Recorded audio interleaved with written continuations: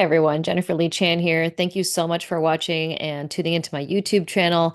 It is Monday, just a couple days after Deebo Samuel has been traded to the Washington Commanders in principle. And, I've been recording those bump box entrances since 2019. It was kind of the genesis of it was Nick Cray, who was kind of one of the guys who was assistant to Kyle Shanahan, and Joe Staley, to be honest. And both of those guys, they had one of those portable speakers and they kind of were listening to music as they walked out in the tunnel, and not everybody could hear it. So Joe Staley was like, man, we got to get a bigger, type of system. Um, and so Trent Brown actually had in the locker room a giant bump box that the company had sent him, and that became what the 49ers used to walk out the tunnel. And 2019 was when it started. And what's funny is that, it's turned into this, Deebo Samuel and Trent Williams walking out with the bump box in the front. But it wasn't always like that. In 2019, Jimmy Garoppolo led the offensive linemen out. They were at the front of the procession out of the tunnel. And then kind of midway back, that was where Nick Cray and the bump box. And at that time, it was Kendrick Bourne, it was Quan Alexander, and Deebo Samuel. So they were kind of more towards the back. It wasn't until the 49ers played the Los Angeles Rams at the LA Coliseum that Deebo Samuel, he was a rookie that year, kind of went up and started like, getting everybody hyped to walk down the tunnel. And the Coliseum tunnel is a long tunnel. The locker room's kind of back at the top of this long ramp. And I would say it's got to be at least 75 yards, maybe even 100 yards from the locker room door to the actual tunnel where they go onto the field. So it's a long kind of walk out. And it was funny because Deebo Samuel kind of went up to everybody and then they started walking down, and he was towards the front of the group at that time. And then kind of every away game, because I film it only away games, every away game he got kind of closer and more involved with it. And it wasn't until 2019, obviously they made it a run to the Super Bowl. Deebo Samuel really kind of got to be the hype man for this bump box kind of musical entrance in New Orleans. What a game that was. One of my favorite games to cover. And it was him and Jimmy Garoppolo was kind of bopping in the back. It was Kendrick Bourne really getting down to the music. Quan Alexander was head bobbing. I mean, it was like they're playing Roddy Ricch, the box. And it was this room, like this holding room. And they came out of the locker room. They were in this little holding room, and I got to film them before they ran out into the field. And kind of since that moment, they would do the walk out to the field. And kind of over 2020, obviously, COVID year, didn't see anybody. They didn't do it. I didn't get to be even within arm's distance of the players. But 2021, again, was able to video them coming out of the locker room. And that's really, Trent Williams became a member of the team in 2020. And so he and Deebo kind of became the front men for the walk out towards the tunnel.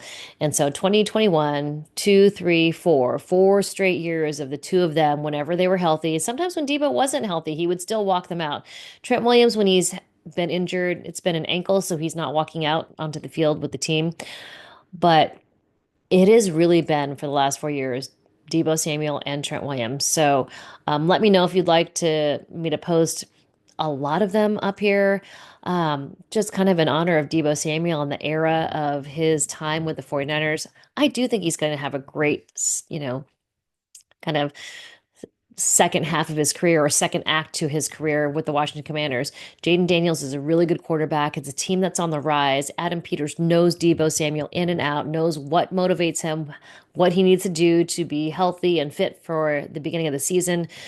And Terry McLaurin is there. He's the true wide receiver one, which means Deebo Samuel can be moved all around the field. Dan Quinn, good coach. He knows the 49ers, been with the 49ers before, but knows, they have a good offensive coordinator there that can move Deebo Samuel around. He doesn't have to play strictly wide receiver. They can move him around as a chess piece. He can be a weapon, back to being a weapon. And I think it's going to be good for both parties. The 49ers got a fifth round pick, and everybody's saying, well, why did they get more? There wasn't going to be a bigger offer. Otherwise, they would have taken it. Also, when, they're going to honor his ability or his desire to trade, it also has to do with where Deebo is happy going. So, because the 49ers are a good organization, they don't just trade players away to where they're not going to be happy. They will either release them or they'll kind of work with them, which they did with here at Washington. Deebo probably wanted, out of all the places, Washington was probably a place where he would be happy to go. And so Washington, Adam Peters offered them back a fifth round. Hey, fifth round picks for the 49ers have been really good. Fifth round picks have been guys like George Kittle.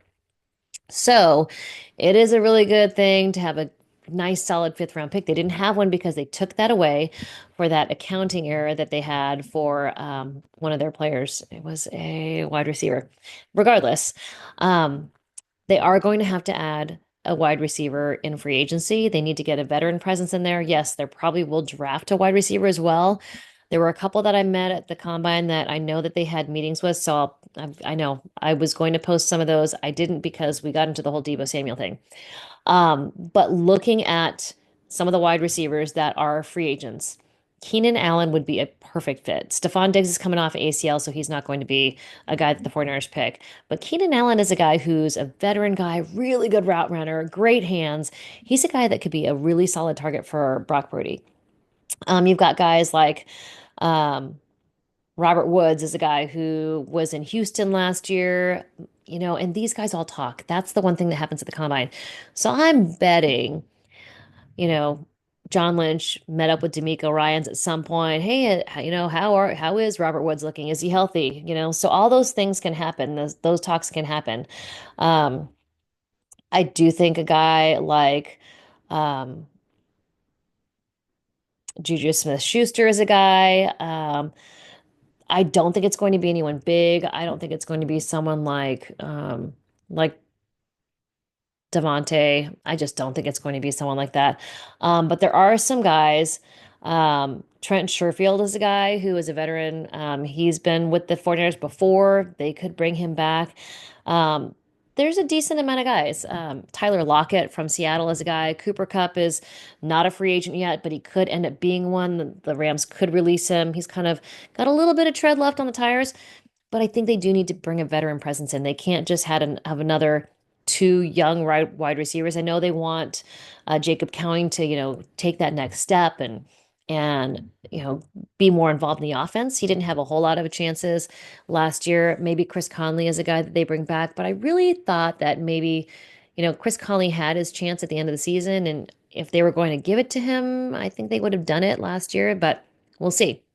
Anyways, always wish all the best for players that end up not playing for the 49ers, and Deebo Samuel is one of them. I hope he has, one of those revenge seasons, showing everybody what he can still do.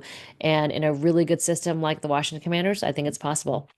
All right, so I will get on those combine interviews. I've got to write up some stuff for our next 49ers Talk podcast, which is coming out Tuesday, and it has interviews with Chris Sims and Omar Ruiz. Why is Omar Ruiz so hard to say? Omar Ruiz from NFL Network. Both those guys, we interviewed them at the combine. Great stuff from both of them. Lots of free agent stuff and draft stuff. What's going to happen with Brock Purdy and the contract. No news yet. Still have free agency coming up next week. So lots of stuff happening. It's not even the new league year yet. That is actually March 12th. So lots of stuff to get to. We'll cover all of it here. Please let me know if there are any draft crushes you have. I have mine now. So I will let you know who it is in the coming days, and we'll talk to you soon. All right. Hope you're all well. I am back in California where it's warmer than it was in Indy, and I'm very happy to be back. All right. Talk to you guys soon. Bye.